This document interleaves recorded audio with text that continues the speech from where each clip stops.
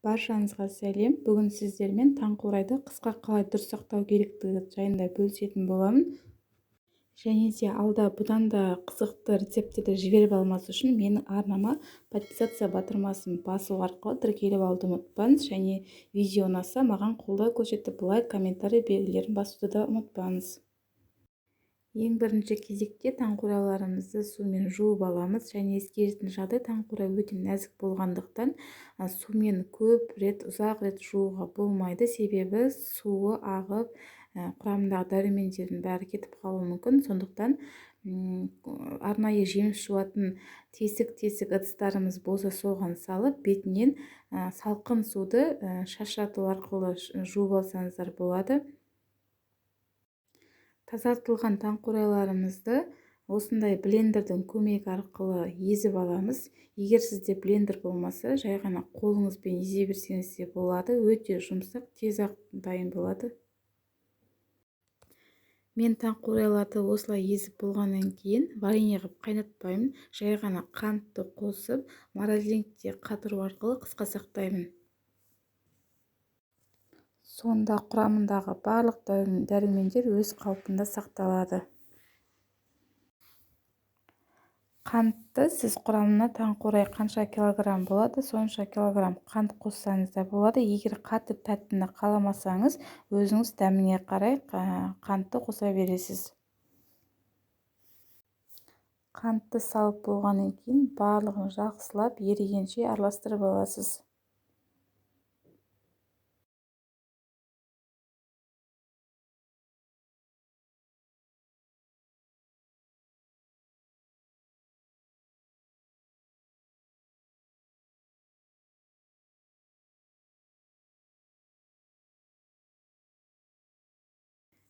Міне біздің қысқа сақтауға арналған таңқурайымыз дайын болды. Енді сіз өзіңіздің морозильнигіңізге қандай ыдыс көлемді, сыйымды, ыңғайлы сол ыдысты алып, дайын болған таңқурайыңызды құйып, қысқа қатырып қоя берсеңіз болады. Таңқурайдың пайдасы өте мол, оны мен айтпасам да сіздер білетін шығарсыздар. Тұмау болып ауырған кезде осыны шайға араластырып ішсеңіз, сізге дәрумен сусын болады. Басқа да таңқурайдың пайдасы туралы мен кішкене суретте көрсеттім, оқып алсаңыздар болады.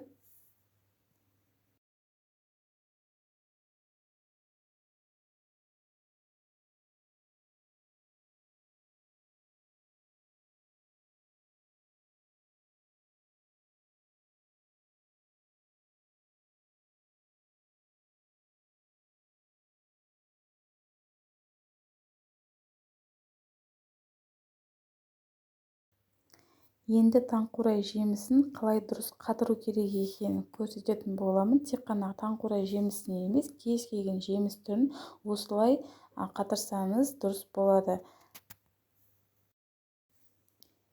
Ең бірінші осындай үлкенірек ыдыс алып, таңқурай жемісін бір-біріне тигізбей, жеке дара етіп тізіп, тоңазғышқа қатырып аламыз. Бір 20 минут уақыт аралығын алатын шығар. Қатырып алған жемістерді осылай кез келген өзіңізге ыңғайлы ыдысқа немесе пакетке де салып, тоңазғышыңызға қысқа сақтай беруіңізге болады. Бұлай сақтасаңыз бір-біріне жабыспай, қыстың кезінде немесе кез келген уақытта өзіңізге алуға да ыңғайлы болады. Езілмей әдемі тұрады. Торттың бетіне безендіруге де осылай сақтаған дұрыс болады.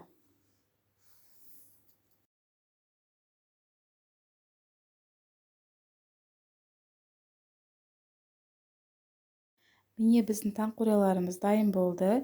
Сіздер де дәл мен сияқты жаз мезгілінде қысқа дайындалып, барлық жеміс түрлерін қатырып, немесе осылай варенье жасап дайындап жатқан шығарсыздар.